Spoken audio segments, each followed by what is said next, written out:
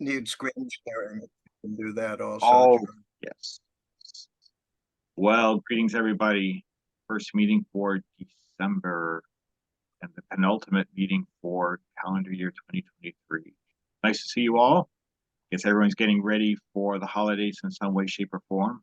Because they're all starting very soon. In fact, starting tomorrow night, and then they go onward to the end of the year. So, you guys are all enjoying yourselves and staying warm where you are in a cold climate.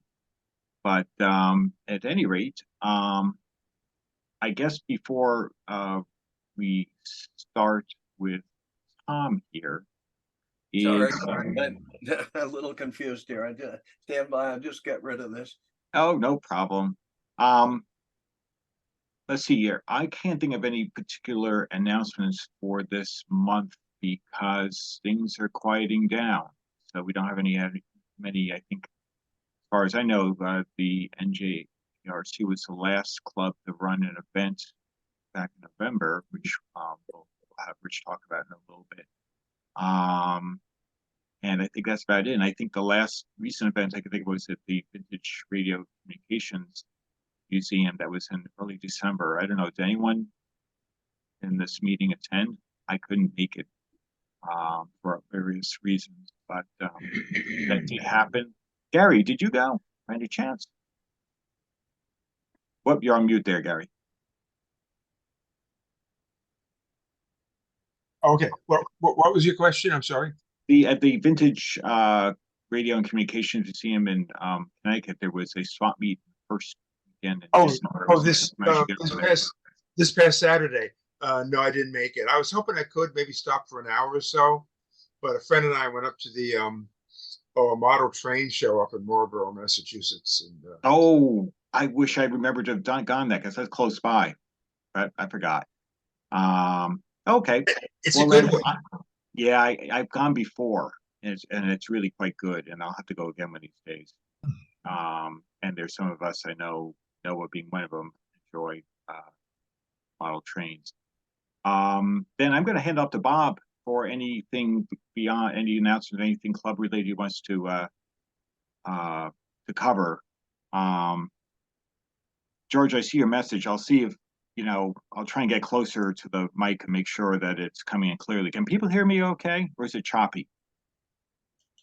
Okay. It was choppy a little bit earlier, but it's okay now. So maybe you're just closer to the mic now. Maybe it's just proximity thing. Okay, I'll bear that in mind. Squelch. Right. All right, Mr. Bob. Yeah, well, good evening, everybody. It's the end of the year. Just a quick reminder, if you're a year-to-year member of the club, that's the New England Vintage Electronics Club, it's time to think about renewing your membership. You can do that online at the club website. That's all I've got to say, and I wanted to thank John again for hosting the meeting, and also thanks to the presenters for tonight. Great. And but this way we got a quick thumbs up there on that posting of the FADA 360 you just restored, Bob. That's a great job, and lucky you for a nice radio. Yeah, well, thank you. I saw your comment about doing a show and tell. I'd be happy to do that. I'll do that in another Okay. meeting. I've actually Absolutely. got lots of photographs on the work I did. It's primarily on the cabinet, so I'd be happy to be better prepared. I'd be happy to do that. Super. I'd appreciate it. That'd be awesome. I think we all enjoy it. But let's see. Did anyone have any announcements or anything they want to raise awareness about in the club? Rich does. If you want, John, I'll talk about. Yeah, why not? Right. Since we're here, well, let's do that. Tell a little bit about the recent event on November 18th. Yeah, it was our fall show. We consider we are a sanctioned ham event by ARRL. So it's our Hamfest Swap Meet show at the Parsippany PAL in Parsippany, New Jersey. And we have it there twice a year, our fall show and our spring show. And this past one was, well, it was actually spectacular as far as I'm concerned. I guess I'm telling tales here, but we rent 40 tables in the events, and I sold 50 tables. So don't tell anybody that, because we didn't pay for the extra 10 tables. But and the first time in my career as president of the New Jersey Antique Radio Club at PAL, I actually turned people away. Wow. Vendors, I turned them away. 4 vendors I turned away. I feel bad about it, but yeah, we do have an inspection by the fire department. They come in, they check, means of egress and the doors and this, that, and the other thing. And we have to pay them $53 to do that. And then they go and they get a bagel and a coffee and then leave. But it's just something I'd never done before. That actually, Bobby, don't tell anybody that. Bob Bennett, don't tell. Oh, I don't know actually nothing, turned man. 4 This- people away. I just couldn't jam them in there. I was afraid to jam them in there. Yeah. So that's why I think it was really a great show. A lot of diverse stuff there, all sorts of stuff. And as usual, we have radio bagels, radio buns, radio coffee, radio water, and radio soda pop for vendors. So they all enjoy that. And we have a raffle. AWRL, we have Bob Buis. He's our local director extraordinaire. He shows up at any of our events, and we give him his own table gratis, of course. And the AWRL presents us with coupons for their merchandise, and some very interesting merchandise. Actually, a lot of books, ham books and antenna books, and even hats and shirts and things of that sort. So it was great. It was really good. Not to say our spring show wasn't good, but it wasn't as good as our fall show. So looking forward to our next spring show, which is March 16th. It'll be March 16th. Good to So know. Congratulations, Richard. That's amazing. I used to do that show regularly, and get a turnout like that is miraculous. Wonderful. yeah, Tom, thank you. Yeah, it's it's a lot of work. It is a lot of work, and it's a lot of anticipation and anxiety. But when it's the old story. When a plan comes together, boy, you feel good about it. I'll tell you. Well, you've always been a good organizer, and I think you've outdone yourself this time. Yeah. Thank you, Tom. I appreciate that. And we have, on top of that, we have our annual dinner for our club, and it's a subsidized dinner. And we have it at the in Jackson, New Jersey. It's at the West Lake Golf and Country Club. It's one of those 55 plus situations, and one of our club members, one of our trustees, Bill Zukowski, hosts it for us. And thank goodness the money is very inexpensive for the rooms that we get to use it. And it's all of $25 per person. But I mean, the real number is $50. So like I said, the club subsidized it, and we look forward to having a good time this Saturday night. And good food, good booze, and a lot of laughs too. Can I interject, Rich? Go, please. Rich is kind of shy, and I want to just kind of step up and say that Rich does a lot of stuff kind of behind the scenes in a lot of these events, including the Reese's swap meet. He gets there super early. He helps get the table set up. He does a heck of a lot of things that he doesn't really get enough credit for. And Well, I get paid, Bobby. I get I get a club car. I got a 401k. And you mean that new car you got was a company car? the Yugo convertible. Yeah. Oh, okay. Wow, that's a Now, rare now, one. see, now things come out. You Yeah. bring out the laundry now. So, but also if you want to see a little thing, I do it at the party. I'll be at the party this Saturday night. We have a gift exchange game, and I think some of you have seen it on my YouTube channel. So we basically get a gift that's at least $20, $25 or more, and we wrap it up, and then we have a gift exchange game, and then we open up the gifts, and you'll see it. If you've already seen it, you already know what I'm talking about. But that'll be up on my Radio Wild page a day or two after the party. So it's Yeah, and always a lot of fun. I try to put some nice things in there just to see if anybody fights over it. It's always a lot of fun to see that. You know, it's a time of giving but Yeah, this game is more of a game of taking. It's an evil game, but we have a lot of fun with it. We have fun with it though. That's the fun of it. So it's just it's kind of a treat during the party. So Yeah, so please, watch Bobby, Radio Wild's video when that comes out about the game. It's just a lot of fun. But I don't want to keep going on by this, but as collectors, and I'll bet everybody here knows somebody who just can't give up something. And part of the game is, you bring something decent. I'll just for example, I'll say like a Zenith TO, okay, tube radio TO, which unfortunately nowadays isn't worth a hell of a lot of money, but let's say it's worth $50. So you have a nice TO and it's working, and you put it as a gift, and then somebody what happens is you open a gift and you don't like that gift. Well, then you can go and get that gift. Okay, it's a process, sort of progresses that way or degresses that way, and so then you go and you take that gift and give them your gift. And usually it's all good heart and all that, but there are some people who have played this game in the past who say, "I'm sorry, I can't play this game again." I said, "Why not?" I just can't give up. If I have something in my hands, I can't give it up.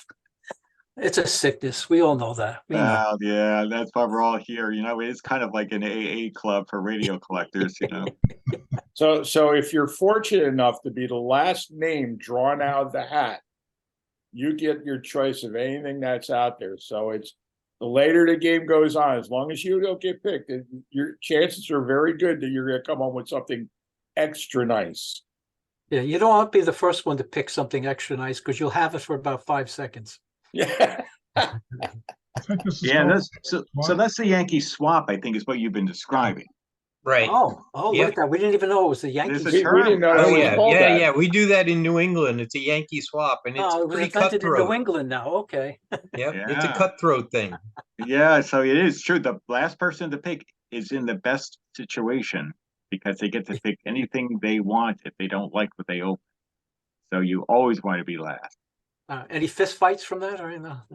Well, it's usually the ones I've been to have been all like people will buy a variety of like things you'd want, like in at works might be like wine or beer or whatever the case may be. But then people put in gag gifts that are kind of funny, and so somebody gets stuck with it. You're like, I don't want this thing. So it's lighthearted, but it's fun. But How many rounds do you go? Huh? How many rounds do you go? We just go 2. Otherwise, we would be there all night. Yeah. Because, like, I think this. By the way, Bobby, this party we're really doing well. We're up to almost 50 people. It's going to be tight. Yeah. Okay, that'll be good. Yeah. It Great. is fun. If you can institute it in any gatherings that you have, it is fun. Yeah, it is. Definitely is. But, And of course, that's great. there's always somebody like $25. They'll put in a $25 gift certificate to Dunkin' Donuts. Well, it's $25. Right. Now, the funny thing is, if you did it, if everyone, had to wrap up a piece of vintage electronics, that'd be the thing to see what would go in. Yeah, well, the last, don't want to name names, but we did have a rather irate member of the club. And he said his gift came right out of the thrift store, and he was really pissed. Wow. If they paid $25 from the thrift store and got ripped off, well, what are you going to say? That's what they paid. Yeah, but we won't mention his name, JR. Oh, Nope, we won't. No, we won't. That's funny. That's funny. Uh-huh. Well, it sounds like a good time. And, It is. It really is. we'll have to look forward to the video from Bob here. So I guess maybe I'm sorry, one thing more. I'm not Sure. to keep this up, but No, we quite actually have our international club members coming down from Montreal. A Quebecois, they're coming down and joining us for the first time. Oh, cool. Yeah. that'll be great. I didn't know that. Oh, you didn't know that? Yeah. No, that's great. Yeah. Dan and Bob. Yeah. Oh, we've had Dan on Sure. our Zoom meetings. Yeah, Dan Gervais. Dan Gervais, he was great. He was oh, great to well, have him. he's a great guy. The last Christmas party, holiday party, he had donated his beautiful restored radio, an RCA radio, and that was the event. We had a special raffle for that. It was wonderful. Wow. Yeah, he does nice work. It's Yep. great to have him on. We'll have to have him back maybe next year. Cool. That sounds great. Sounds like a lot of great things happening at the NJARC. But Always. so I guess maybe next on the agenda is we've got the VPRS, and I know obviously that David. Noah, did you go? I did go, but someone, I can't remember who it was, that kind of warned me, pre-fogged me about, the flea market. I mean, this is handled a little differently. It's a super convention with like a major emphasis on 2 different auctions and contests and lots of great things to look at. From my background with NEARC and NEVIC, I was really looking forward to the Sunday morning swap meet because that's really where I like to try to find my bargains. But by the time 2 full days and evenings of convention have taken place, the swap meet on the Sunday morning is kind of sparse. It was not as big as even our Brookline event. So they just do things a little differently. The emphasis, it's a great event, but the emphasis is more on 2 different auctions and contests and things like that, and less emphasis on the swap meet.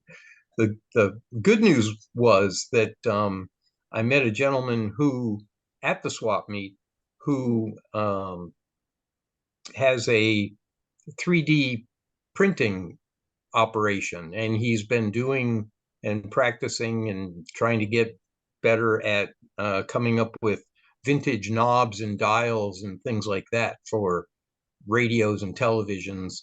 And so I spent a fair amount of time talking to him, and I'm going to be sending him a couple of my Predicta television knobs because they're just impossible to find. And he's going to take a look at it and make some measurements of things and then see if he can crank some of those out. So I have a contact now down here for someone who's willing to try to take on the jobs of making knobs that might no longer be available, and were scarce to begin with and can't be found or were easily lost. So if anybody has any particular makes or models of radios where I am painfully aware of how hard it is to find all the correct knobs for a Predicta. If there's a particular radio out there that the club could be, that people are looking for particular knobs and can't find them, send me the information, via email, whatever, and then I'll try to hook up with this guy and see what else he can maybe crank out for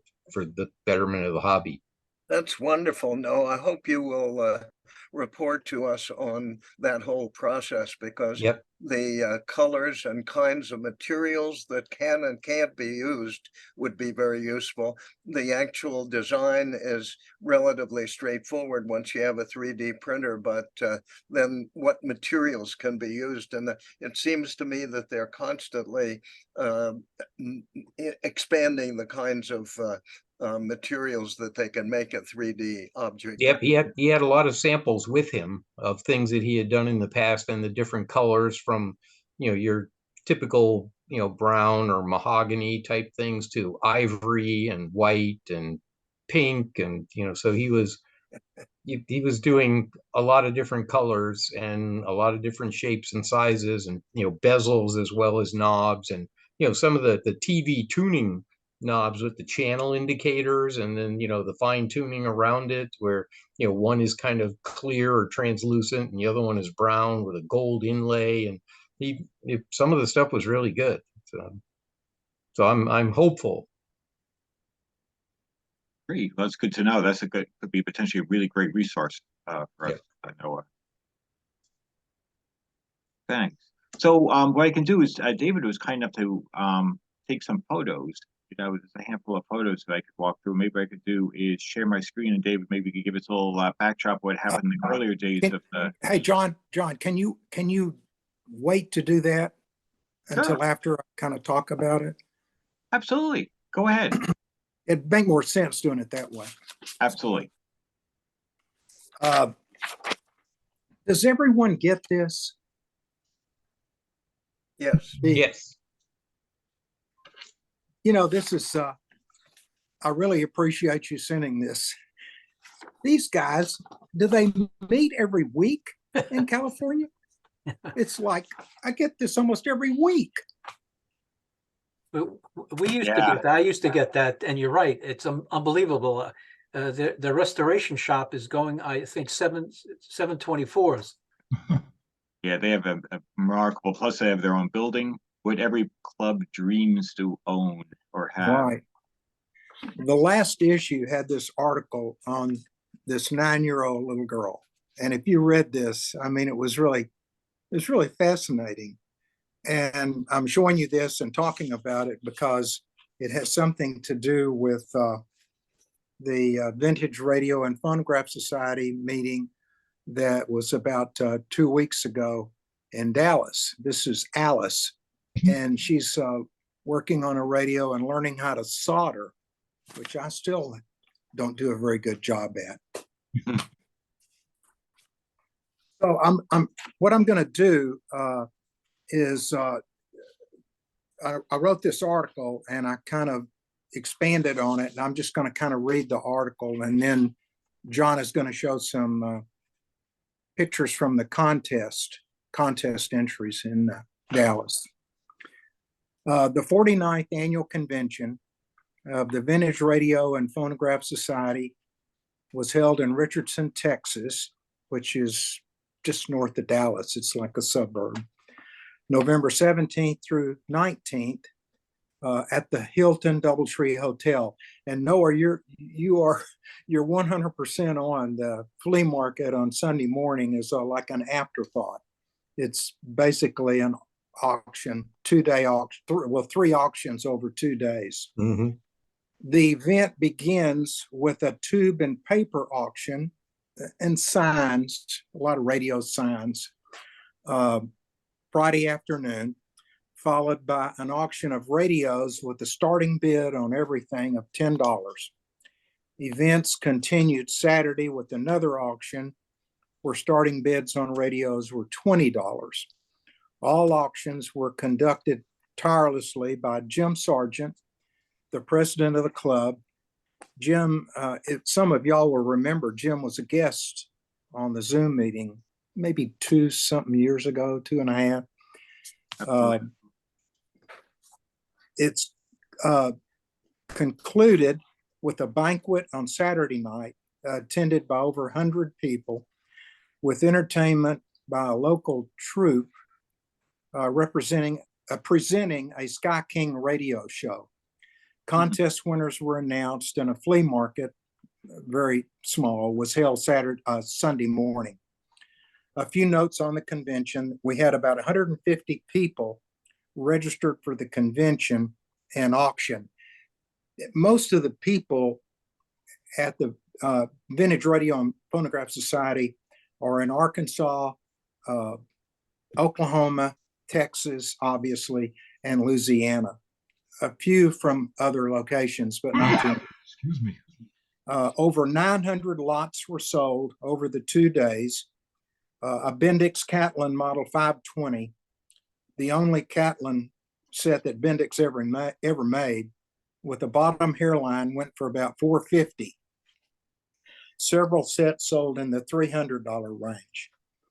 You know, you may be hesitant to put something really good in an auction with a beginning bid of $20, but stuff goes pretty much for the value. You really don't have to worry. There's enough people in the room who know what stuff is worth that hardly anything gets stolen by low bids.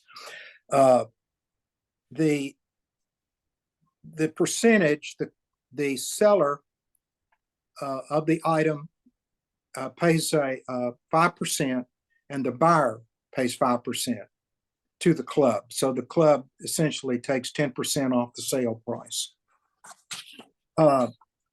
So, John, if you'll put the pictures up, I'll go through those real quick. Absolutely.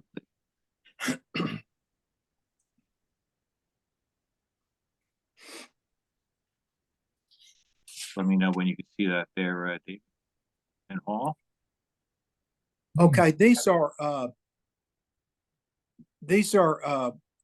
from the contest. These are the first place winners. Some of the categories I know, some I'm not real sure of, but I know this is Catlin category. This is 520, the poor man's Catlin. Somebody done a beautiful job polishing it up and restoring it. That was the first place winner. Beautiful.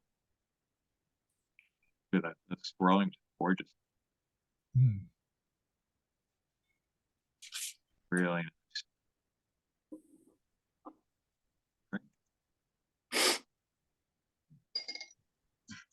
The theme of the convention this year was Emerson. So this was kind of unusual because not only were the sets there, but advertisements for the sets were there.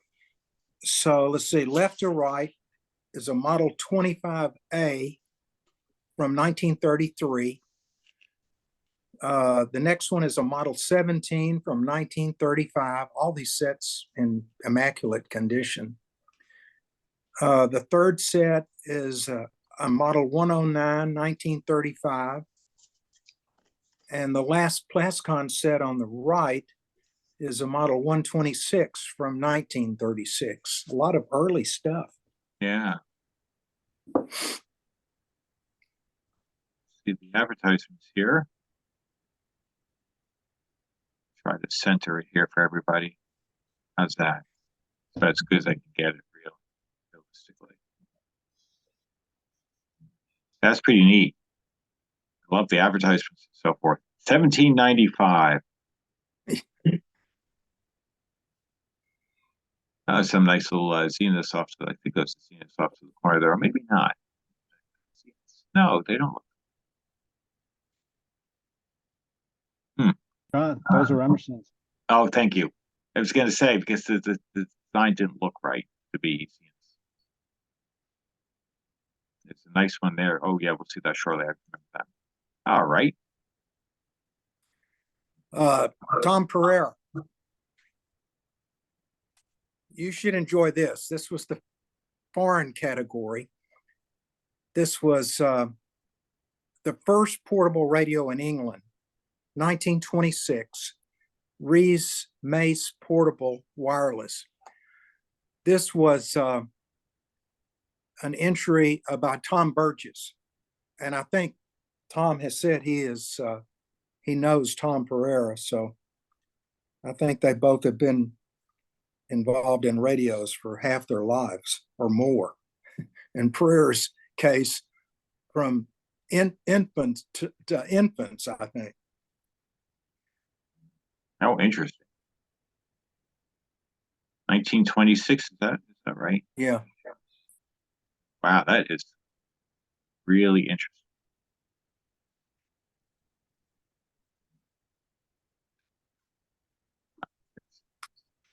This was a Zenith console, and I really couldn't tell. I mean, you can see the pictures up top. I'm not sure if this was a total re-veneer or a total refinish, but it was a beautiful radio. Do you think he used polypropylene or did he use shellac and lacquer? I would think this is lacquer, not poly. Yeah, okay. Because it kind of looked that shiny, you know? Yeah, that's beautiful. Stunning work.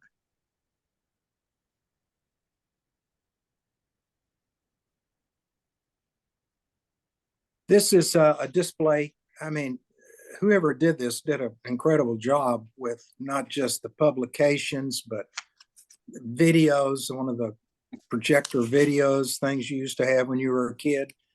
But on the left, you've got the Abbott's Wear. This was cowboy radios. Abbott's Wear on the left. The top left is Silvertone. In the center on the bottom is a Pilot. And then in the middle up top is Hopalong Cassidy. That's an Arvin. And then a Majestic Lone Ranger on the right. And then another Abbott's Wear down on the right bottom. Wow. I agree. It's a beautiful layout. Fun to see with the comic books and so forth. Nicely laid out. And with the Southwestern drop cloth is the background. Very tasteful.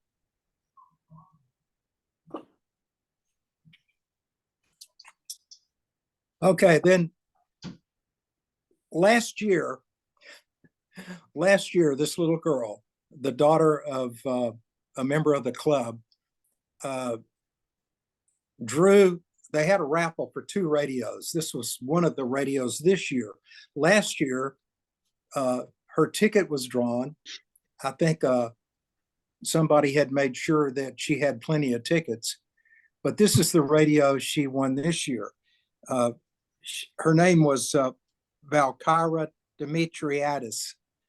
And so she won a radio last year in the raffle. This is the radio she won this year in the raffle. And I'm going to get in touch with her about buying me a lotto ticket. But she not only won the radio and the raffle ticket, but if you go to the next slide, she entered a radio in the contest, and there was a picture in the book she had. It was, I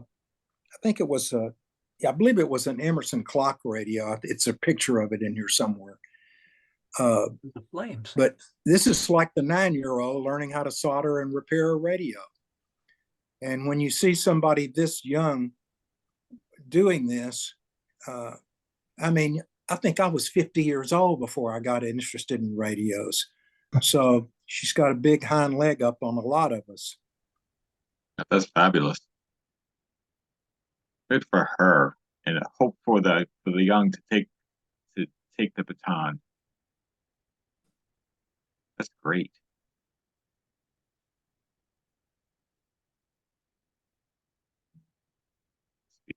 A 1953 clock radio. There we go. She won second place in the contest in that category too. Look at that. Nice job. Nice radio too. Yeah. Very attractive. Wow, good for her. Well earned. I think that was the last one, David. That's all the pictures I had. Great. It's the convention is held every year, and it's usually the weekend before Thanksgiving. So we would welcome any and all attendance from you guys. Got to make a trip out one of these days to that. Plus, I do have a friend who lives in that area too. More reason to go out there. Well, if you need a room, I'm sure Noah can put you up. That's right. There we go. Yeah, that was the friend. Sorry, Noah. It's an easy 2-hour drive. That's not bad. Not bad at all. But well, thank you. That was really interesting and some nice pieces there, and obviously good reason to go out there for the rest of us. Right. Well, then, had I been in any of the photos that he took there, you would have seen me wearing my Nevik shirt as I was walking through. Wow, yeah, very nice. Good plug for the club there, Noah. Did anybody ask you what that shirt meant? I was more forthcoming, kind of showing people what it was and what it meant and how I was, the newbie down here. And so it was great. It was a great show.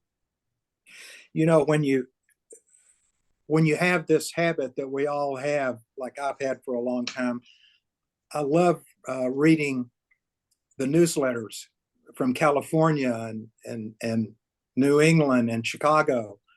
But the last one I got from New England had a great article in there by Bruce Phillips. He really has a way with words. Yeah, it was a great article. Yeah. I'm gonna show. I You don't know need if to meet this- him in person and you really get to know. if that shows up or if it's backwards, but I did get a Jim Sargent business card while I was there at the show. So, Very Well, you know, good. Jim is one of, I'm not sure if he is the only person. Didn't Richard Estes pass away? The Estes auctions? His, I think- his brother Cletus took over. Richard died maybe 10 years ago. Yeah, and his son took over, or somebody, I believe it's his brother. his brother. I believe so, yeah. Cletus. Well, Jim Sargent and that Estes are the only really people who do radio auctions that I know of. Well, not to ring our bell, but we'll do it. We have JD Auction Services here in New Jersey now. That's right. You had mentioned that, Rich. And they will travel. I don't know about Texas, but they will travel. No, no. All right. Jim Sargent is a good source for knobs too. He's usually set up at Radio Fest in Chicago. right. Yep, knobs, tubes, all kinds of parts and things. Yep, and I spent a fair amount of time talking with him, and then he actually pointed over to the other gentleman who had the Ron Carroll from Lott, Texas. And he's the guy who's working on the 3D printer to try to make up, if you can't find the originals, he's trying to do the aftermarket one. Looks like Bruce has an alternative. Schulman. I'll go focus on the speaker. Bruce, say a few words so I can get you on the main. So you'll be on speaker view here. Okay. Well, this is one that has pretty good ham auctions. I think they're in the center of the country. They advertise that they will come and pick up complete estates, and they're nicely presented on the auction block using the internet. Good So to I know. think this is coming out backwards, but No, we can see it fine. Looks great. shows it backwards on my screen though. Oh, that's fine. We see it. I see it clearly. Okay. That's super. Thanks, thanks, Bruce. And it's You funny, kind of can find them on the internet. funny if it ties in a little bit to the presentation Adrian gave a while, probably earlier this year on estates and dealing with that. So you guys may recall that, and it was actually a really interesting and good reminder for the rest of us. But well, I think Tom, that you'd be next. So you've got the Hallicrafters and you've got the Giblin radio circuitry. Okay, well, I think we'll put the Giblin off till next week then, Len. Maybe we can practice a little bit, or next meeting, I guess, is that's on the 20th, right, John? That's correct. Absolutely. Okay. I'll just take you through the DD-1. I'd be very interested in any comments that you have about this radio. As I mentioned, I was at a meeting for the Long Island CW Club boat anchor session, and the guy who was giving the talk on regenerative receivers had a very familiar looking receiver in back of him, and he didn't mention it, but I said, "Is that a DD-1 back there?" And he said, "Yeah."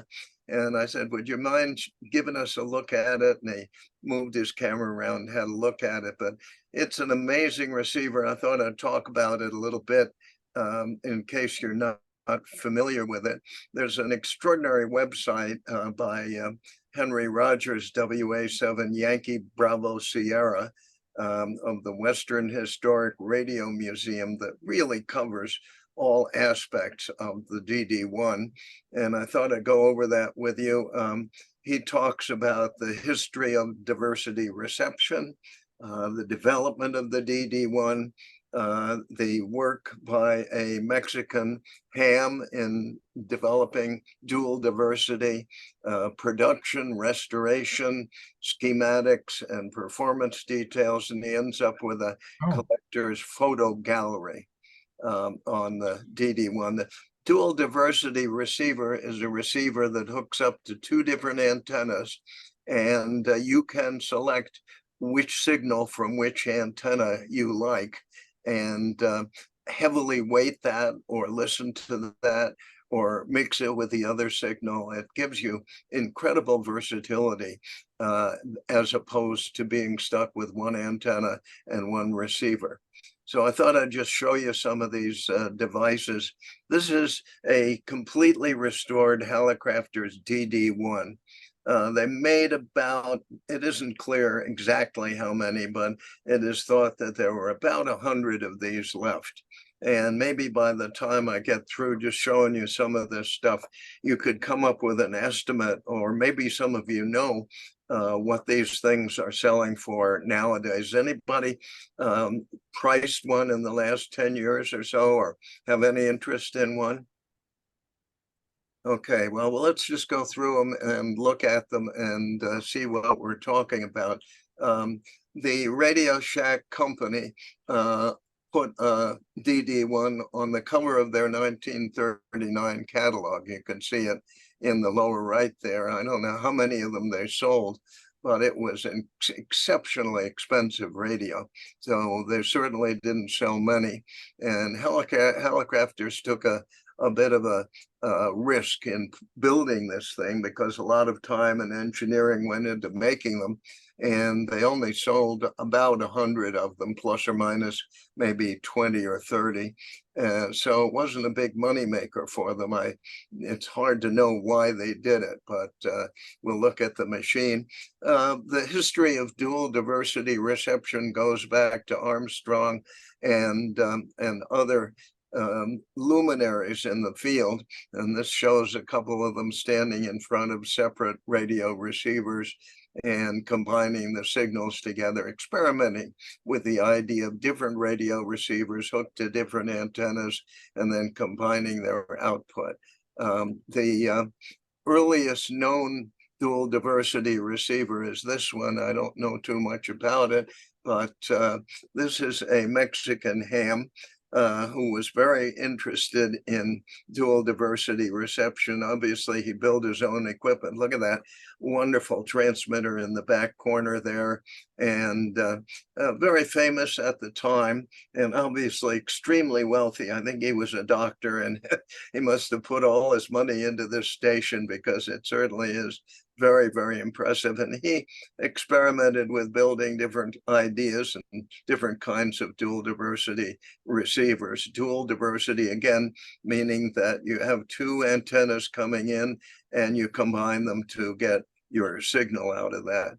This is the first model of the Hallicrafters DD-1, sort of an experimental model in which the central console contains the side controls, as opposed to later models where the central console has sort of slanted panels on the side controls, and the power supply and audio amplifiers are further over on the left. Here's another model of the radio. Just going to show you a lot of pictures of DD-1s, and then we'll talk about the circuit diagram. And here's a meeting at Hallicrafters with a number of important figures in the field of radio. I think that's Bill Halligan there talking on the microphone, sitting in front of their dual diversity. And you can see that the meters are now slanted back on this model. And this is their sort of middle production model of it. Here's another picture of the radio. And these radios found their way into some pretty interesting ham shacks. And this is W8 Lima Yankee Yankees ham shack. and you can see his diversity receiver in the back. Sort of interesting that Hallicrafters also produced a cabinet or sold a cabinet to go along with it, a matching cabinet. And that's what you see it sitting on. They are harder to find than the dual diversity receivers because they got separated along the way, but a few people still have the cabinet. And most of the people that had dual diversity receivers in their hand jacks at this point built their own transmitters, as you can see on the right. Here's a closer view of one in a ham shack. And this is a guy that I know pretty well. His name is Tom. And this was my ham shack at age 16. And you can see Wow. dual diversity receiver on my desk there on the right. Oh, yeah.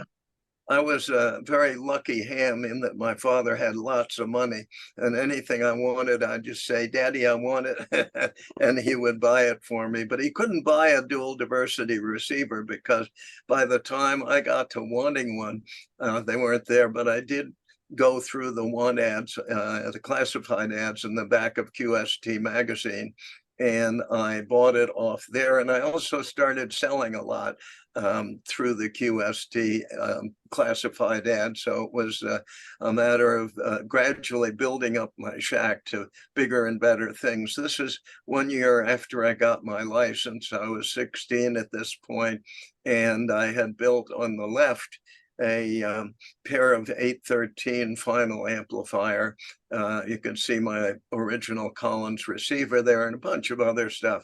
But the dual diversity receiver was a beautiful receiver. My biggest mistake, aside from having passed up a Bugatti and a Mercedes single 300 SL Gullwing Coupe, was to trade this thing off for something that looked better to me, and that was a Collins kilowatt transmitter. I thought that that was a good deal at the time. I really wish I had held on to the dual diversity receiver.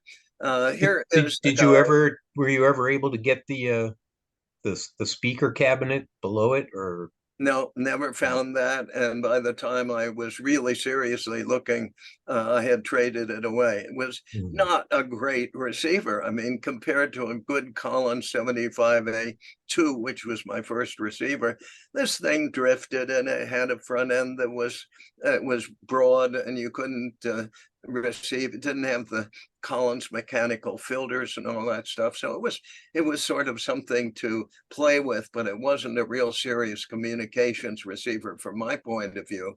And therefore it didn't stay with me very long. The guy who runs the museum that I talked about initially, has a number of pictures in his website, and he has restored 2 of these things. And restoring a DD-1 is a lot easier if you have another DD-1 to use as sort of a model on your restoration process. So the goal is to restore the thing to look like this. And it's just absolutely beautiful when you do that. And his aim was to get there. Here's an inside view with the restoration in progress. You can see on the left, sort of near the front on the left, you can see that transformer has corrosion on it. You can see the chassis on the left has corrosion. He's taken the covers off the RF components, and they look pretty clean in there, but there's quite a bit of rust around the thing that needs to be dealt with. The power supply and the audio amplifiers, apparently to him, they looked like total lost causes. He did not restore those. What he did was he actually made new cabinets as opposed to restoring the old one. That seems like an amazing amount of trouble when you could sandblast the thing probably and have it look really, really quite good. But restorers have their own way of going about these things, their own philosophy. And his idea was, I'm just going to replace it rather than go through the process of restoring it. Not my way of doing things, but he did it certainly very successfully.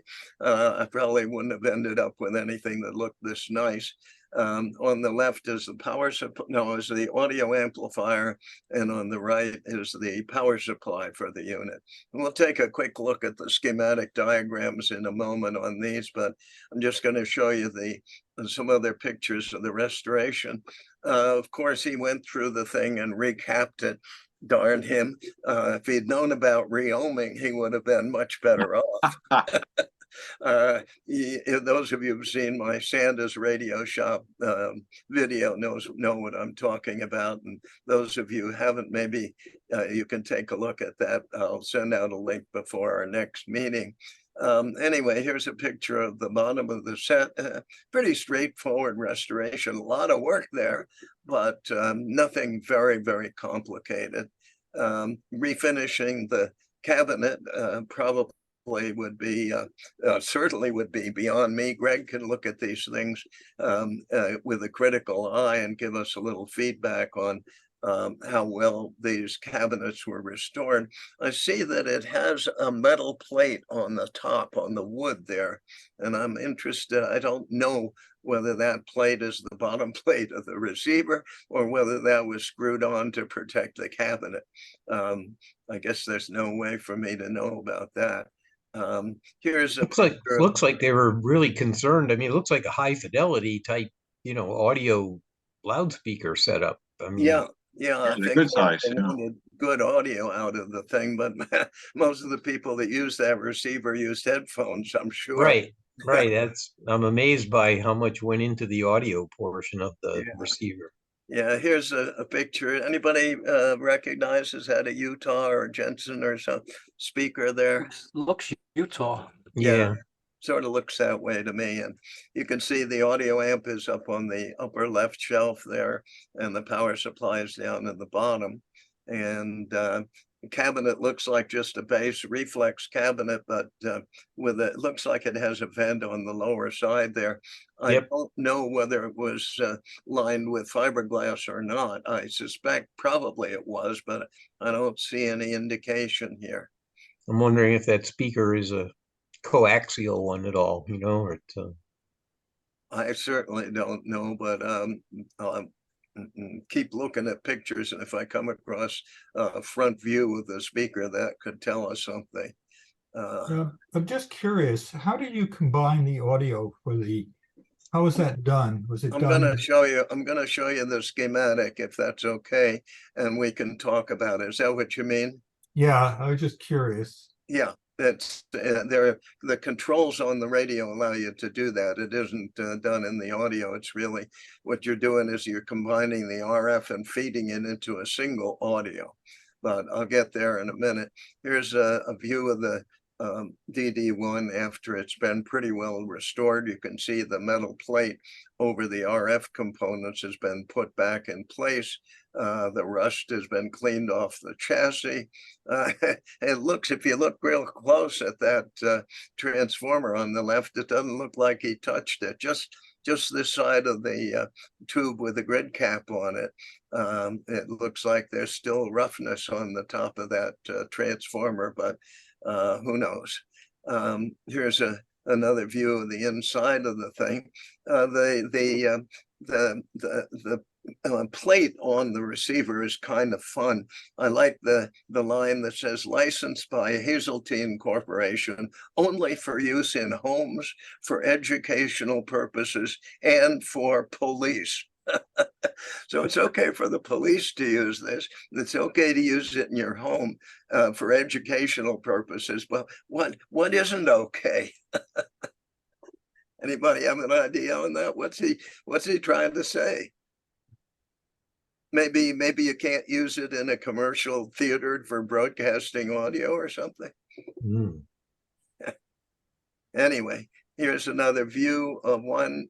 Hard to get those little plastic indexes on the dials back to original.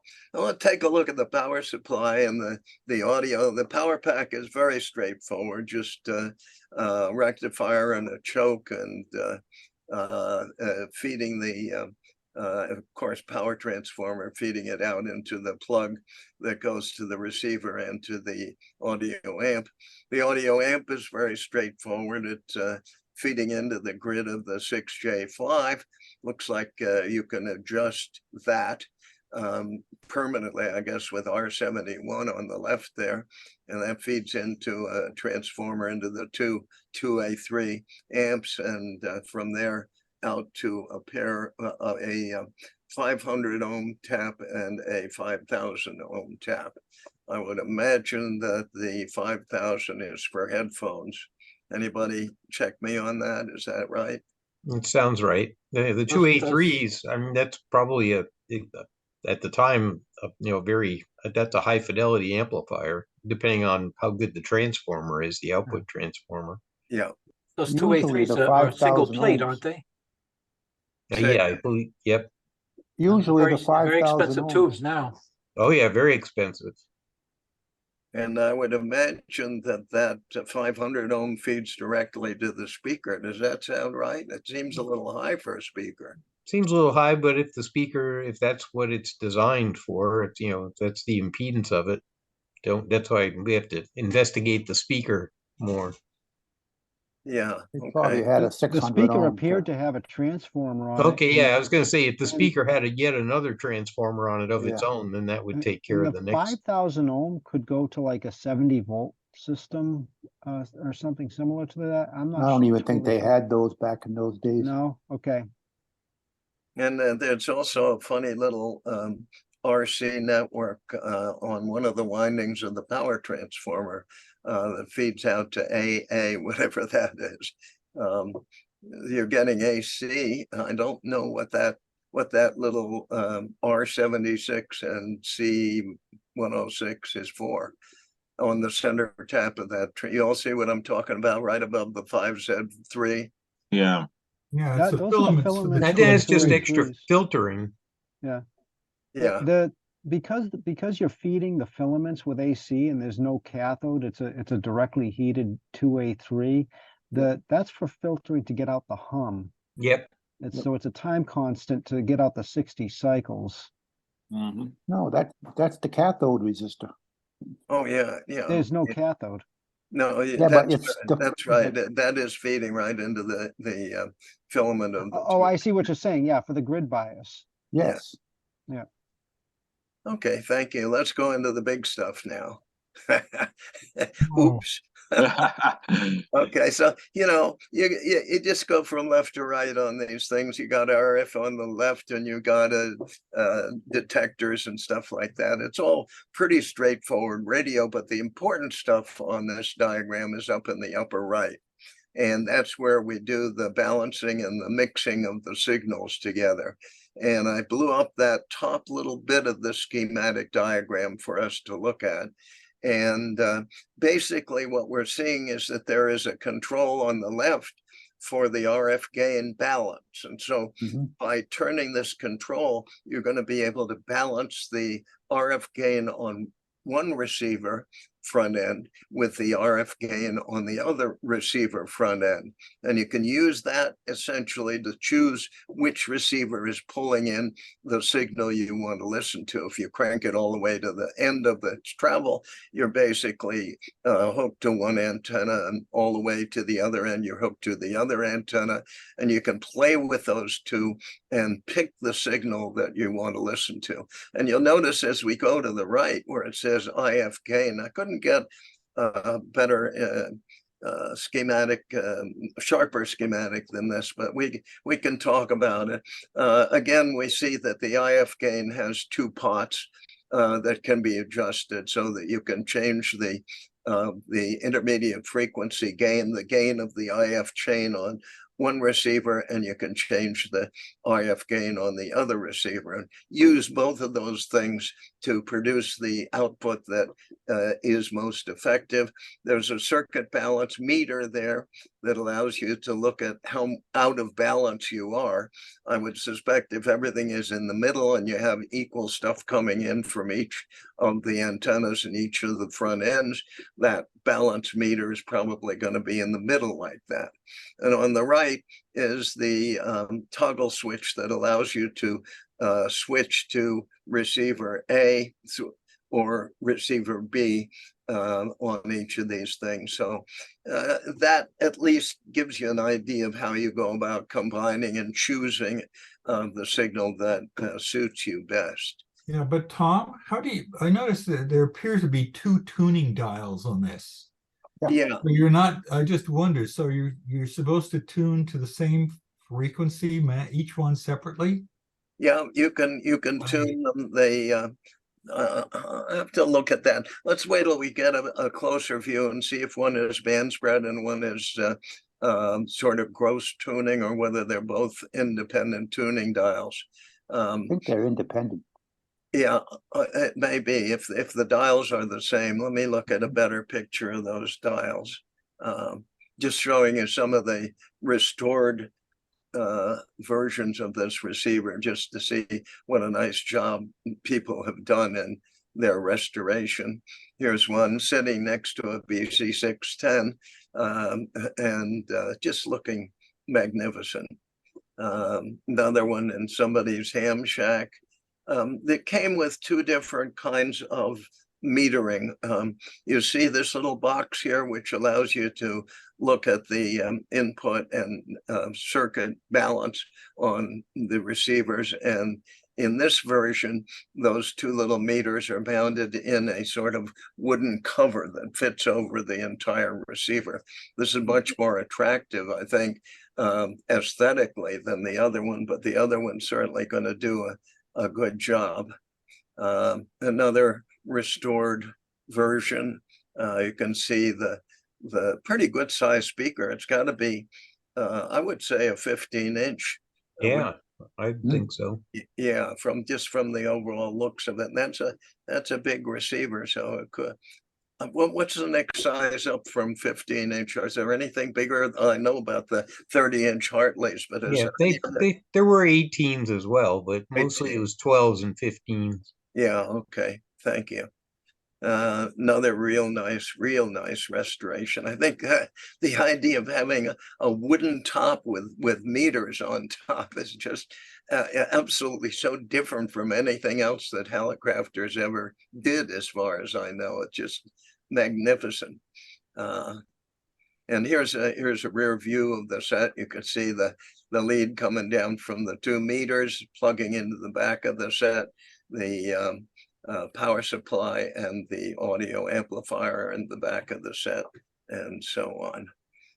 Here we go, and those two dials are very different. So I'm gonna guess that the left one is for your gross frequency selection, and that the right one is band spread, essentially, which you use. It's a capacitor that would cover less of the band, let you do more fine tuning. So you do a gross tuning of the frequency you want with the left dial, and then fine tuning with the right.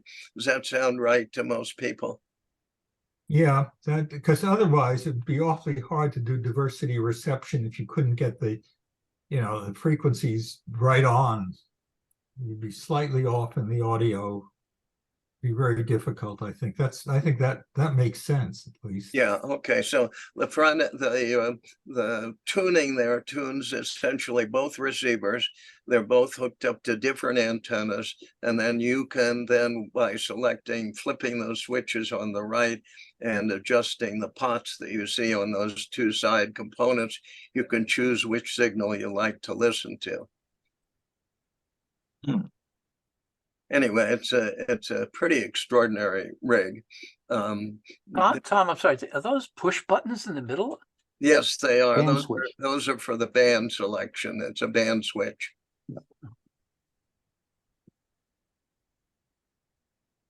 I've only seen one of those once. Where? It was up into a place in Massachusetts. A guy had it over in Fall River. This is a long time ago. Yeah. And he died, and I have no idea where the radio went to. Yeah. I think he probably made arrangements to have it into a museum someplace. Either that or he had it buried with him. Maybe. What are they worth today? That's what I'm wondering. Anybody have the slightest idea?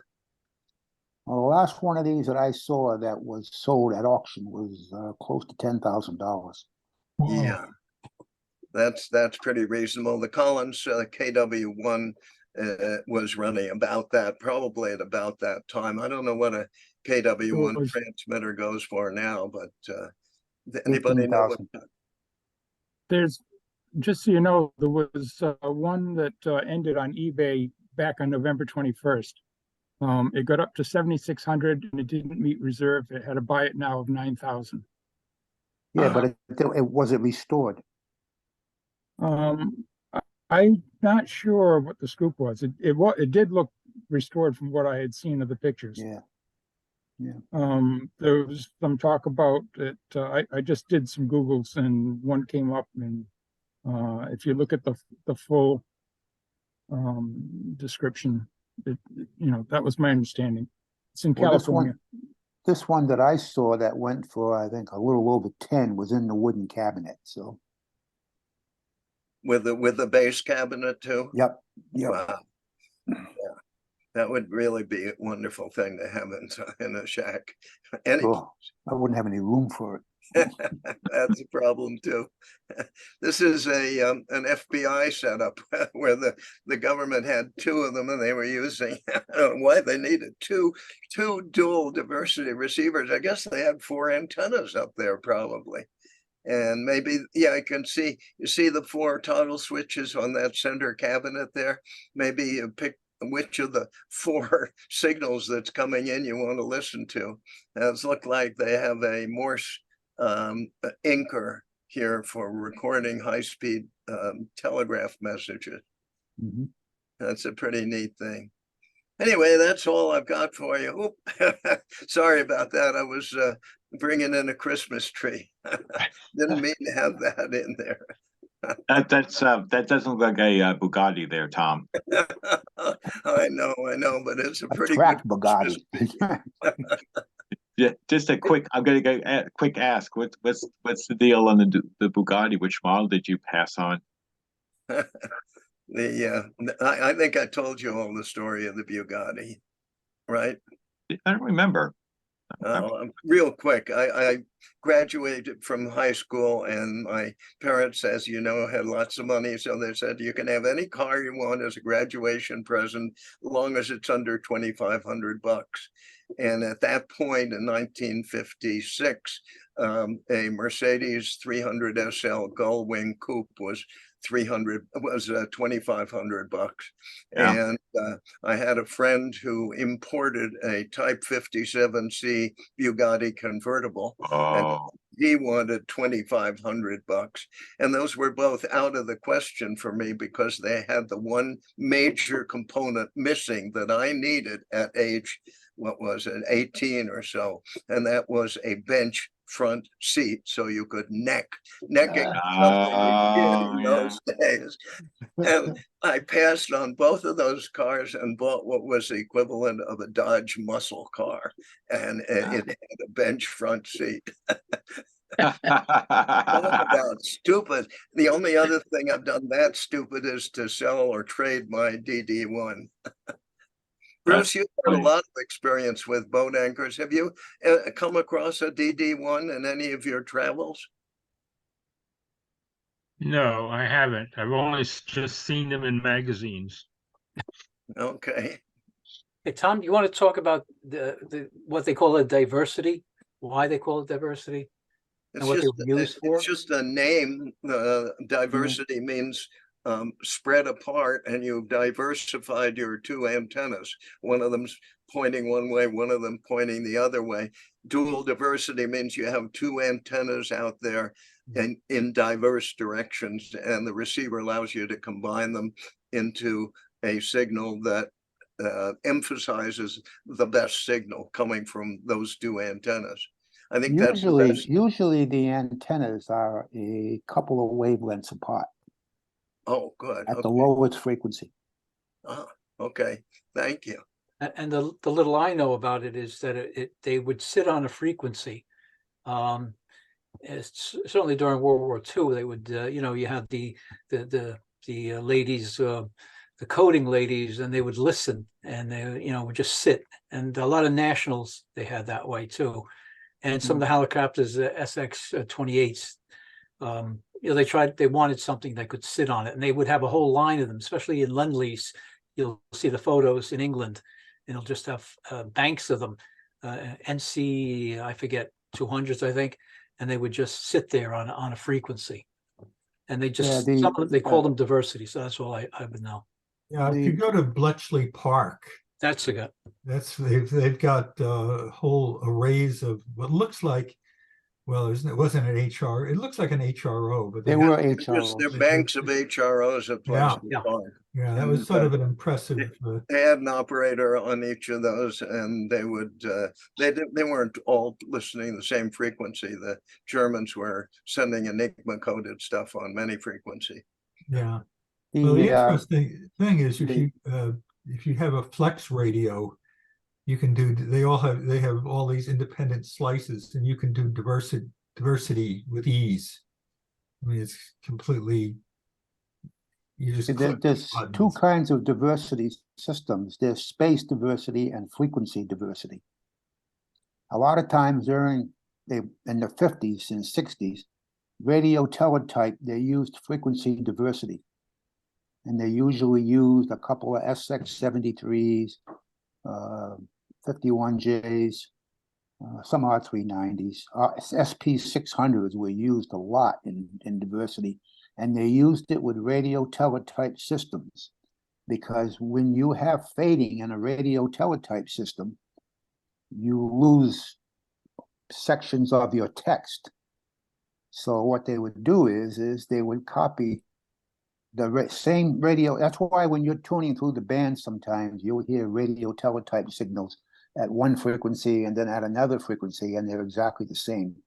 Oh, And what's yeah, okay, happening is they copy the text on one teletype writer, and parts of it will be garbled, but on the other teletype writer, they'll be as clear as a bell.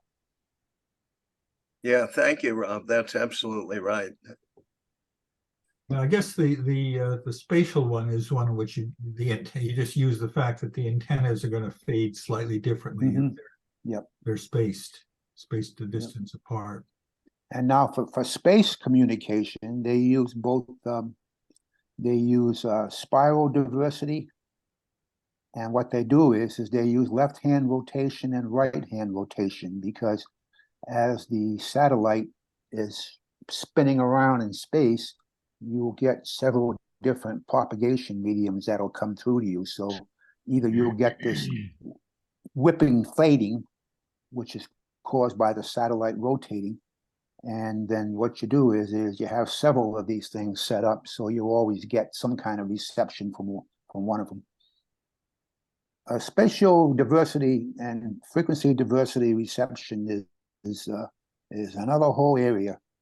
I mean, if you looked at, the RCA and Marbell's overseas radio networks years ago, you'll see banks of receivers. Well, they were using a lot of different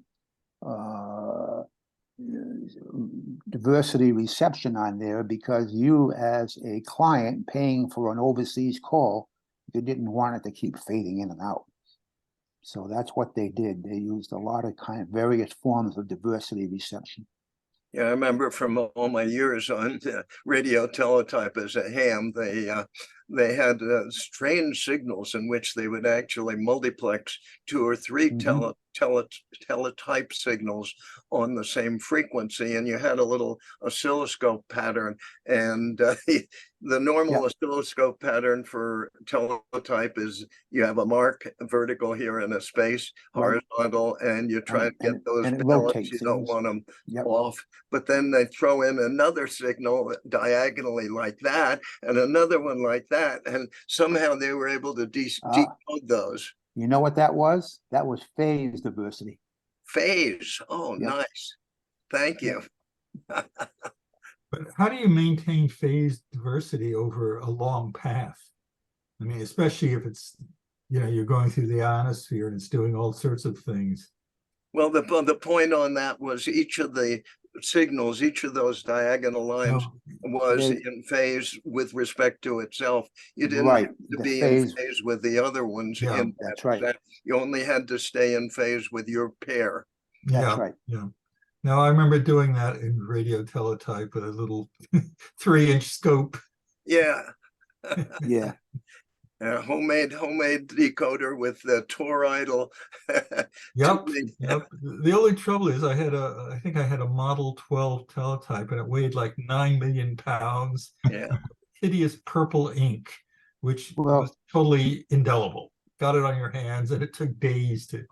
yeah. I know when I worked on over-horizon radar, the over-horizon radar system, its effective radiating power and receiving power was in the hundreds of megawatts. Yep. And how they did this was they had 20 and 50 kilowatt transmitters feeding these huge stacked side by side, stacked up and, vertical stacking and side by side stacking and fore and aft stacking of rhombic antennas. And they had those on the receive end and on the transmitting end. And some of these rhombic antennas had at somewhere down around at 4 megahertz. I think one of them had a gain of close to 30 dB. Now, I've actually measured signals coming off the multiplexes in the hundreds of millivolts. Hitler had the problem of trying to communicate with his U-boats all over the world, and he built the first 1 megawatt transmitter, which he called Goliath. And he built an antenna farm around that was, the antennas were pretty close to a mile long in many directions, and you could actually receive that signal in the United States with a crystal set or with basically just a diode, stick a diode with an antenna coming out the end of it, and you would hear that megawatt station coming from France, in which he's sending Enigma coded messages to U-boats. And I've got the Enigma. or even a loose filling in your mouth, probably. Yeah, a couple of things a couple of things I want to convey to you about the over-horizon radar system. The receivers were built by Hallicrafters, and the synthesizers were built by Mansion Labs. And I have yet to this day ever see any of them in the surplus market. The receivers had three 2 and 1 notch filters. We would notch a signal in one of our signals that we received from the Far East, and we would notch that signal in a 1 hertz notch filter.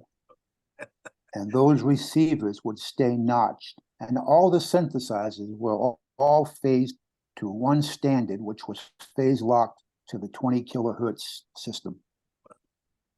Those synthesizers would stay phase locked in all together so that we could take a signal coming from the Orient and put it into a notched 1 hertz wide notch filter and notch the carrier out, and it would stay there for days on end. That's great.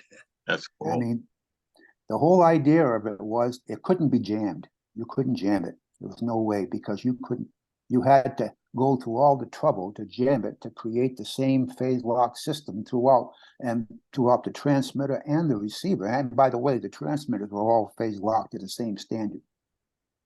Then they were 15,000 miles away. And that system, and now what they did was each signal or each they were in pairs. So you had a transmitter transmitting from, say, Okinawa at 15.512 megahertz. Well, there would be another transmitter from the Philippines transmitting 1 kc apart from that signal. Now, if you heard the two signals to an AM receiver, you would hear a 1 kc beat note. And those two signals in conjunction, where they were locked together, if some event happened, like a missile going through the ionosphere, it would cause those two frequencies to shift in frequency just in a few cycles, maybe sometimes the biggest shift I ever saw was about 20 cycles. And then you would see this across all the various signals, across all the different locations. And some of the locations were in, northern Japan, Okinawa, or they were on the Marshall, the Philippines. So we had this RF net over the whole thing. And what that did was that allowed them to track and determine where that missile was going within probably about less than a minute of launch. Wow. I hope you've written up some of this stuff, Rob, or watch out, because we're going to ask you to do a talk on it. That's right. You're ready doing a on-the-fly talk. Yeah, it was an incredible system. And when I had left the system, when I had left that part of the job, which was in, late 60s, early 70s, they were going through a redesign of the receivers, which were going to have crystal controlled front end modules that you plugged in. They had no tune circuits, so they were going to be all crystal filters. And just another thing I wanted to point out to you was that the dynamic range of those Hallicrafted receivers, we used to do a calibration on a chart recorder, and we would start off at 1 microvolt level, and we would go in 10 microvolt steps all the way up from 1 microvolt to 1 volt input to the receiver. And that was a dynamic range of 120 dB. That's what the receivers had. The AGC dynamic range was 120 dB. And I actually saw signals. So the top of the recorder to the absolute right was, left rather, was a 1 volt input. And I can remember signals coming in from the Orient, pegging that chart recorder all the way to the end, and it would stay there for hours and hours and hours. So, but I have never ever seen those receivers anywhere. I mean, they were pretty highly classified. I kind of remember a lot about them. I can still visualize them. And we had 20 of them per van. Each receiving station had 20 receivers in there, and we had a couple of spares. But the transmitters were made by Gates, I believe. They built all the transmitters. And when you put 50 kW into an antenna on the transmitting end with 30 dB of gain, and you put 50 and you have a receiver on the receiving end with another, that's a 60 dB total dynamic range, and you got 50 kilowatts on one end and the reception on the other end. Boy, you got a lot of effective radiated power on that system. Yeah, I'd say so. Hey, Tom, you were talking boat anchors. I guess I have to say that at one time, for a very short period of time, I owned an E.H. Scott Special. Oh, wow. Oh, nice radio. Yeah. Yeah. I did, it's a long story, but it's an interesting story, but I'll just give you a snippet. I did take it to AWA, and I won the People's Choice Award in 2012. And, at the time when I found it, it was just at a person's house. They were selling stuff, and I didn't know what the hell it was. All I saw was a lot of chrome. I said, oh, okay, I guess I better buy this. And because it was a separate power supply, fairly conventional speaker for 1940, no big deal. No, but that had 2 A3 audio outputs too, because I had one as well. It just didn't make the cut on my move from New England down here. I kind of missed it, but I had to sell it. But did you have it was like the all wave? Is that what all wave 15 or? Yeah, something No. like that. This is a Scott Special. Yeah. Oh, okay. I had the E.H. Scott. They called it an all wave. No. This is. But it was the chrome chassis and the separate. Yeah, well, chrome most of them did power have chrome supply. chassis, but this was very unique. It was 2 receivers on one platform. Oh, okay. And at the time in 2012, when I did my investigation, there were only 12 known to exist. Mm. because they were custom made. And I know I'm sounding like a crock of shit, to tell you the truth. Anybody was telling this story either. But the proof of the pudding is I did make a video on YouTube. Just look, Richard Lee, E.H. Scott special. It's a shorty. It's only about 8-9 minutes, and you'll see it. And it's amazing, absolutely amazing. I could not keep it for economic reasons. I had my daughter's in college at the time, and I could use the money. And I sold it to electrical engineer from Pittsburgh. And I put it on eBay, having no idea what the value of it was. But I knew people were looking for it. There's a registry, and people in that registry were looking. Oh, really? You have one? Really? Oh, yeah. Okay. What do you want? What do you want for it? And I had no idea, really. So I put a reserve of I think $9,000 on it. And no, it wasn't $9,000. It was more than that. But anyway, I put a reserve of $17,000. That's right. And it didn't meet the reserve. So in essence, it was an advertisement. And of course, the YouTube video was an advertisement for it also. And then after that, I had pulled it off of YouTube. And then I was getting people who wanted privately to buy it. And I was they're from all over the world, and the idea of selling it and shipping it just did not appeal to me. Yeah. To send it to Europe or Asia or something like that, because we're talking 2 or 3 units and heavy. Yeah. Yep. And just it's a piece of history that not too many people knew about. Mine was made for a commander in the U.S. Navy, because there was a plaque. You would have a plaque in the middle of the radio, and it would be custom made. So there's one out there made in particular for E.H. Scott. He had his own, which certainly would make sense. But again, this is 1940. Not a lot of exotic parts. Just the design of it was exotic, and the power supply. And I was just very fortunate to have it for about 2 years, and then I sold it. And I guess you want to know what I sold it for. Yeah. Yeah, it's inevitable. $21K. Wow. Good for you. Good for you. Good for you. Except at the time, when you think about it, that wasn't even 1 year's that wasn't even 1 year's Salary. tuition at Sacred Heart University in Connecticut. So yeah. But I was very happy to have owned it for quite a while. And I did a lot of history search on it, and all the history I found on it, I gave it to the gentleman that bought it. And, we got I it have working. a couple of. We got it working just to make it work, not restore it, but we got it working. So that was the good part about it. So if you go to YouTube, look me up, Richard Lee, you'll see it. And it's a pretty good YouTube about it too. Cash or check?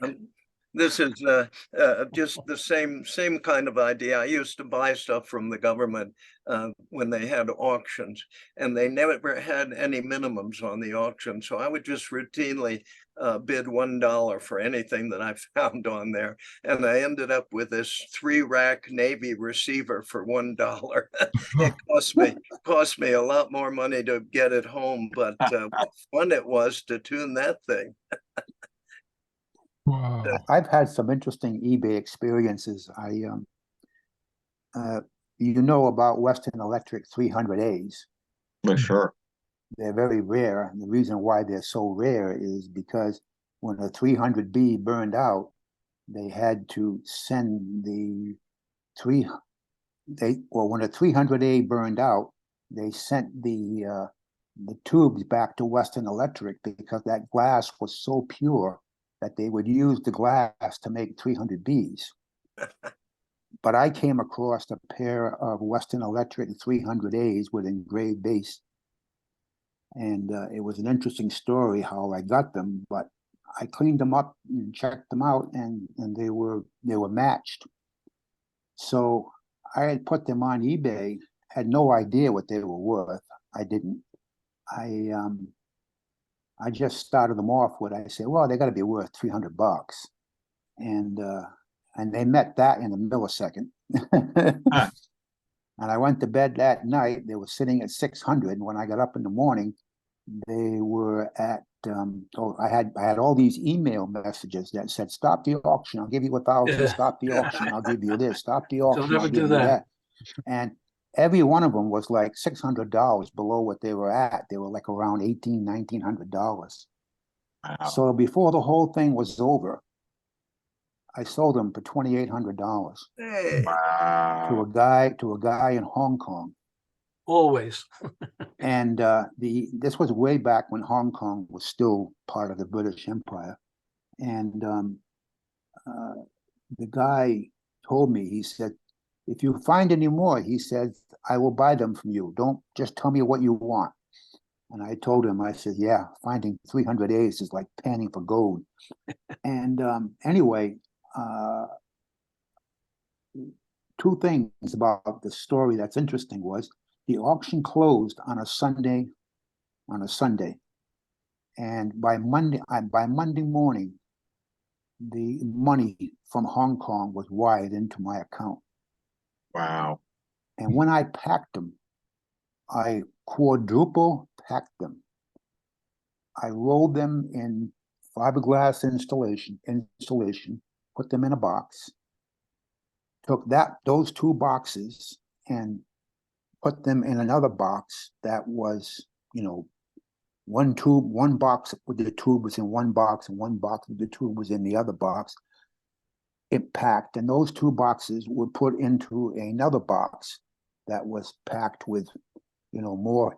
I mean, by the time I got through with all this, the box was about, 30 inches square. But it didn't weigh a lot, but it was 30 inches square, and I shipped it to him, and he was so happy. I mean, that I wanted to be sure that these things weren't going to get broken because I'd have been screwed. Anyway, Sure. He told me, that's when he said, "If you get any more, tell me what you want, I'll pay you." And I said, "Yeah, right." I haven't seen any since. And how I came about them was I had bought an estate sale in Plymouth, Mass. Right around turn of the century, 2000, right around there. And a couple of weeks later, the guy called me and said, "I found a couple of boxes of tubes, crates of tubes, in the attic over the garage." He says, "You interested in them?" I said, "Yeah, sure. I'll come up and take a look at them." And they were in 2 cheese crates. And by the way, I found out later the cheese crates were worth quite a bit of money also. Anyway, he said, I said, "What do you want for them?" I looked at them, and it must have been about 2 inches of dust on them. I mean, they were really bad. And I looked at him, and he said, "What do you want for them?" He says, 200. I said, I said, I could be buying just a box full of glass, I said, "I really don't know." So I offered him 100 for them, and he took it. And when I got him home, I realized that I had about 12 2A3s, the 2 Western Electrics. There was some 45s and a few others and a bunch of other tubes that I didn't know what the heck they were. And the 2 300As were like in perfect condition. Now, this guy, this estate, this guy, his father was a dentist, and he knew a lot of people from Western Electric. He knew a lot of people from National Radio Company. And one of the things that I bought from his estate was this big AM transmitter that was built by National for him. He had somehow commandeered and had National build him this big transmitter. I sold that to a guy down in West Virginia for about 800. And when I had done this whole sale, I think I paid total for this whole estate was around almost $3,000. And that was my whole month's paycheck. And I had already lined up. There was a Henry 2K amplifier. There was a couple of other very expensive radios and transmitters, and that AM transmitter. And I had wound up in less than, I had everybody all lined up. I says, I'm gonna pay for this stuff on this day, and if you want it, you better be at my location the next day, because after that, it's going to the next person that comes in. And yeah, everybody, 6 people showed up. One guy carted away the Henry 2K for $1,000. Another guy bought this for that. Another guy bought this for that, this for that. And the only thing I wanted out of this whole estate was this very, very beautiful, pristine condition National HRO 5. That's all I wanted. Seems like you made out okay there, Rob. Yeah, I did all right. I think the icing on the cake was the Western Electric 300As. Boy, they were very interesting tubes. So cool. Yeah. It's a great part of our hobby, buying and selling and learning about things. Everything you buy, you got to learn about, and that's really good stuff. Yeah. Oh, yeah. Yeah. Yep. Yep. And you realize after a while that there's a lot of interesting things out there. But now I have some very, very unique radios. I recently completed my collection of HROs. I recently added an HRO 600. And the other thing that I have is I have the first and only HF transceiver that E.F. Johnson ever made. I have one of the E.F. Johnson I can't remember the name, even on the tip of my oh God, I can't think of it right now. I have to go down and look at it. But it's a small transmitter, transceiver, and I've had that for quite a while. I managed to get a manual for it from a guy. The manual, just the manual alone, sold on eBay for $1,200. Yeah. And the guy that bought it, the guy that had it was in Minnesota. The guy that bought it was from Texas. The guy from Texas flew in his private plane to Minnesota to pay and pick up the manual. And the guy that bought it, I was able to get in touch with him and told him that I have one of these transceivers also. And I said, I've been looking for a manual. I said, is there any way that I can get a copy of it off you? And he said, I'll do one better. He says, I'll have 2 copies made and send them to you. Wow. So I have 2, and these are beautiful. I mean, these are just beautiful manuals that he had done. I couldn't pay him for them. He just sent them to me. He's some kind of very wealthy guy in Texas. I forget his name now. But Ray at Electric Radio has been on my case now for quite some time and wants me to write an article on that E.F. Johnson transceiver. I got the receive portion of the transceiver to work, and after hearing it play and work, I decided that Johnson should stick to making transmitters, because they'd had no idea what they were doing when they were making this receiver portion of the transceiver. It has no front end selectivity whatsoever. But they made 6 of them. That's what it was. They made 6. So wow. How I found it was, there was an antique place here in Rhode Island, where, if any of you know where Jabor Electronics used to be in Pawtucket, they turned it into a big antique place. And some guy from New Jersey had a booth in there, and he kept bringing stuff up from New Jersey and selling it in his booth. And I went in there one day and I saw it, and I asked, what do you want for it? And they said that the guy wants 200. I said, oh, I paid that in a microsecond, because those are very, very rare and highly sought after. I don't know what I'm going to do with it. But yeah, very interesting. Wow, neat stories there, Rob.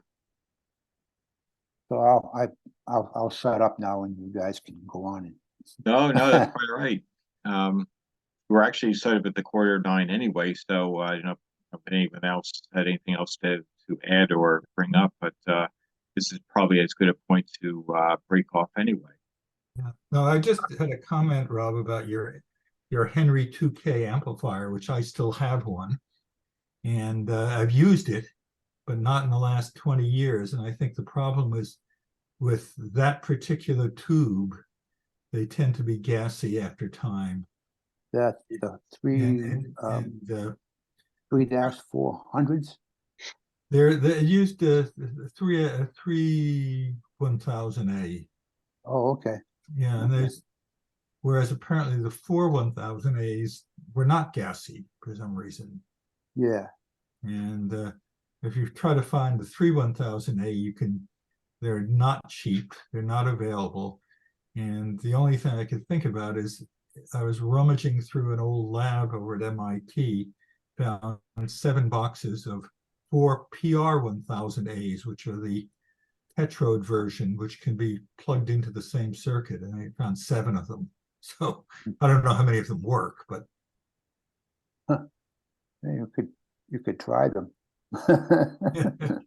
Rob, you might be interested in the boat anchor group of LICW, Long Island CW Club. If you send me your email, I just sent you a chat. I'll tell you how to join, and that's where I saw that DD-1, by the way. Yeah, my email is Romeo Oscar Boston Victor India 3 @gmail.com. No, wait a minute. Do it again for me. Romeo Oscar Boston Victor India 3. That's just, ROBVI 3. Yeah. @gmail.com. Okay, good. Yeah. But I'll have to maybe one of these days I can put together a little presentation for you on the Johnson transceiver. It's Oh yeah, Johnson transceiver. That would be It's wonderful. very, very Love interesting. to see it. yeah, we'd all be all for it. Yeah. It's I'll try to do it. I'm almost to the point where I've got my shack and my workshop almost all totally redone down in the cellar, and I'm making good progress now, and I'll be able to start doing some stuff from down there soon. So Great. So maybe something to look forward to for next year. what's that again? I said something for us to look forward to for next year. Yeah, soon, yeah. 'cause I hope to start doing some more restoration and some more writing again. So, but thank you, Rob. I want to get the HRO 600, and another restoration project I have is a KWS 1, which the transmitter itself is fine, but the bottom portion of it was left on a porch for 20 years. Yeah, it's in bad That's not shape. gonna be good. hey, Rob, I'm just curious. I also have an old NC 101X, which has a big HRO dial. And this is the one that had a turret arrangement for band switching. And was that before? When did the HRO series start? 1934. Ah, okay. So this is probably contemporary with it. Is it an NC1? You're not talking about the sliding coil compartment underneath the chassis, are you? Yes. Yes. Those were an original Millen design, and they came out in the probably right around the mid-30s, so mid 1930, 35, 38, right around in there. I had one, it was 1935, yeah. Yeah, the interesting thing is Millen was never trained as an electrical engineer. He's a mechanical. He was a mechanical engineer. That's and it correct. shows in the way they put that stuff together. Oh yeah, and he hated rotary switches. Oh, I mean, it's like on the old, some of the old national receivers, you'll see a knob that goes, on or off, or you turn it to one side and it selects one thing, and you turn it to the other side and it selects another. And well, that mechanism behind the panel is nothing but a lever that flips two toggle switches. He hated rotary switches. And the HRO design, the original HRO design with the individual coil compartments, was a concept that he and I think Hoover did to come up with the HRO design. And the next thing closest to it was the sliding coil catacomb that ran along the bottom of the radio. They used that in the NC 240, the 240D, the 200, the 101, NC 101, NC 100. And Once the NC 100, known as the Painted Lady. Yeah, and they did it for a few cheaper radios too. I think like the NC 46 might have the same thing. And I have some downstairs, but they didn't like band switches, and they didn't like the idea of the coils talking to one another. He was very adamant about that. And yeah, when Millen left, that was the beginning of the end of National. Before that, they had a lot of good things going, and but National built some interesting radios for the government. I'll tell you that right now. Very interesting radios. They were, one of them was, I think it was I forget what they called it, but it had 62 vacuum tubes in it. And it wouldn't run for more than a month before you had to go in and replace a vacuum tube. And what they used to do was, instead of replacing one, they would replace all of them. Because once one started going, then they would just start, one, like a domino effect, you have to, it would be every week you would be putting a vacuum tube in. And then like every other day. It's like the ENIAC computer there, the first vacuum tube computer, remember that? Well, a lot of people didn't know this, but you couldn't run that thing any more than a few days before you had to replace a vacuum tube. So interesting. It had thousands of them.